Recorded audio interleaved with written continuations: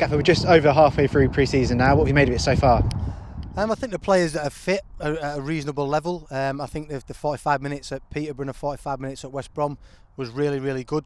It shows when we've got all our players at our disposal, and we're going to be a good team. I know a little bit of the injuries have took a little bit of the shine off it, but so you're going to pick injuries up, whatever part of the season that be, and hopefully we're just having our batch of injuries before the season starts. In terms of those injuries though, it seems like a massive slice of bad luck to have it all in your front line in particular.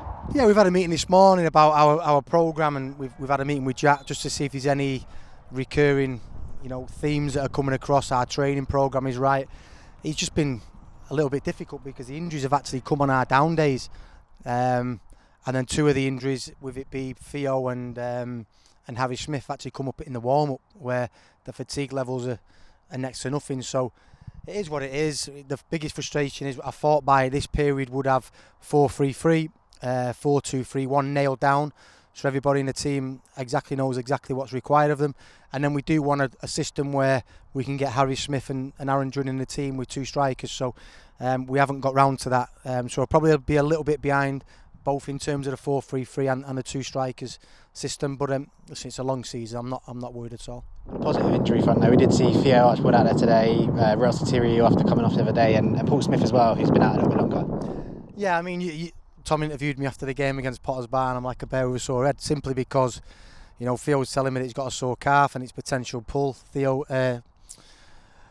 Ruella's got a hamstring, and you're thinking it could be bad. So whenever you get a situation like that, you always think worst case scenario. But I'm in a better mood this morning because them two are fine. And listen, Harry Smith might make the start of the season.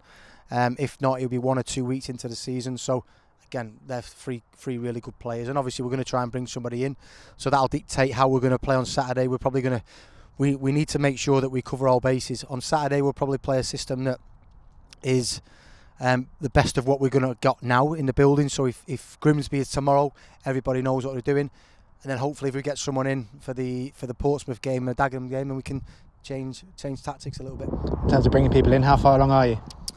Again, with phone calls are happening all the time. Lingy's busy on the phone, but I just don't want to rush. We've only bought George Moncurn at the moment, and you see where he is 2 weeks ago to where he is now. He's going to be a proper player for us next year. So what we want to do is we only want to bring quality in. So anybody that walks through the door, we might need to make 1 or 2 really cheap ones, because we do need to fill the squad this year, with it being 5 subs from 7. So subs are going to have a huge impact on games next year. So we need to maybe bring a couple of cheap ones in, but the 2 or 3 players that are going to be first team players, and we need to make sure they're the correct ones.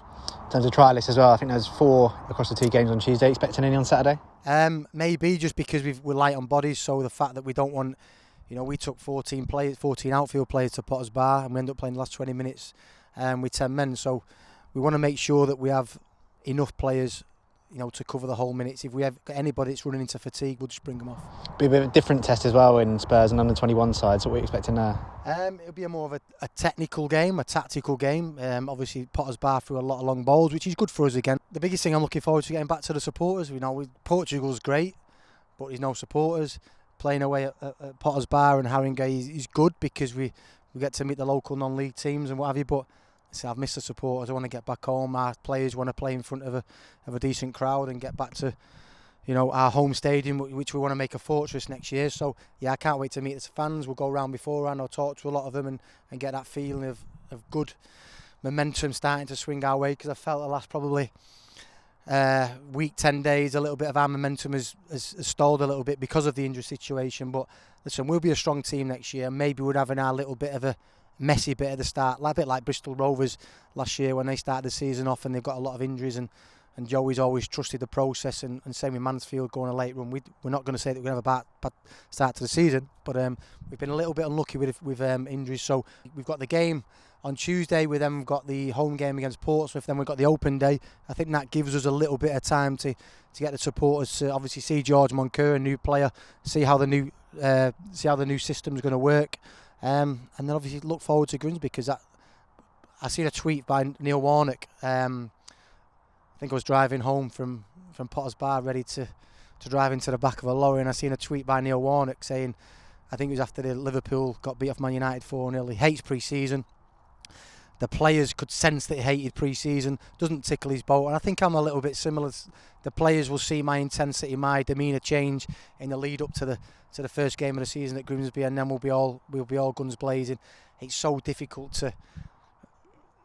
to play pre-season games. I was like that as a player. They didn't, once that the supporters come, once that intensity levels rise, and once 3 points are at stake, then everything changes. So I think probably I'm like Neil Warnock, better looking, not as old.